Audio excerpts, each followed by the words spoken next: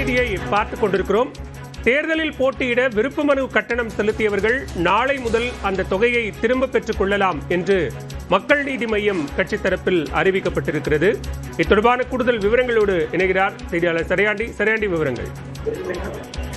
பலவேல் 2026 தமிழ்நாடு சட்டமன்ற தேர்தலில் மக்கள் நீதி மய்யம் கட்சி போட்டியிடவில்லை என்று ஏற்கனவே அறிவிக்கப்பட்டிருக்கிறது. இருப்பினும் தேர்தல் கூட்டணி பேச்சுவார்த்தையின் போது தொடர்ந்து மக்கள் நீதி மய்யம் போட்டியிடும் என்ற ஒரு நம்பிக்கையை விதைத்திருந்தார்கள். இதன் காரணமாக அக்கட்சி தொண்டர்கள் 10க்கும் மேற்பட்டோர் விருப்ப மனு, அந்த கட்சியினுடைய அறிவிப்பின் அடிப்படையில் விருப்ப மனு செலுத்தப்பட்டிருந்தது. ஒவ்வொரு விருப்ப மனுவிற்கும் 50,000 ரூபாயானது வசூலிக்கப்பட்டிருந்தது.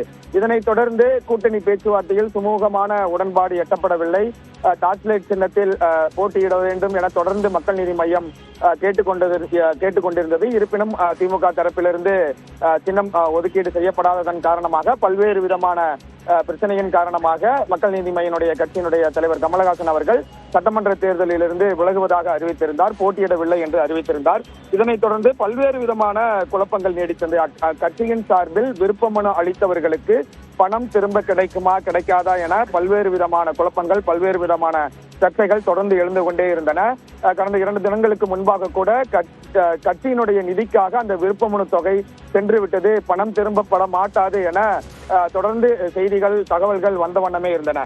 இந்த சூழ்நிலையில் தற்பொழுது மக்கள் நீதி மய்யம் கட்சியிலிருந்து ஒரு சுற்றறிக்கையானது கிடைக்கப்பட்டிருக்கிறது. இதில் நாளை முதல் விருப்ப மனு கொடுத்தவர்கள் தங்களுடைய தொகையை திரும்ப பெற்றுக் கொள்ளலாம், வருகின்ற ஏப்ரல் 16ஆம் தேதிக்குள் நேரில் வந்து திரும்ப பெற்றுக் கொள்ளலாம் என்று மக்கள் நீதி மய்யம் தலைமை அலுவலகத்திலிருந்து சுற்றறிக்கையானது கிடைக்கப்பட்டிருக்கிறது.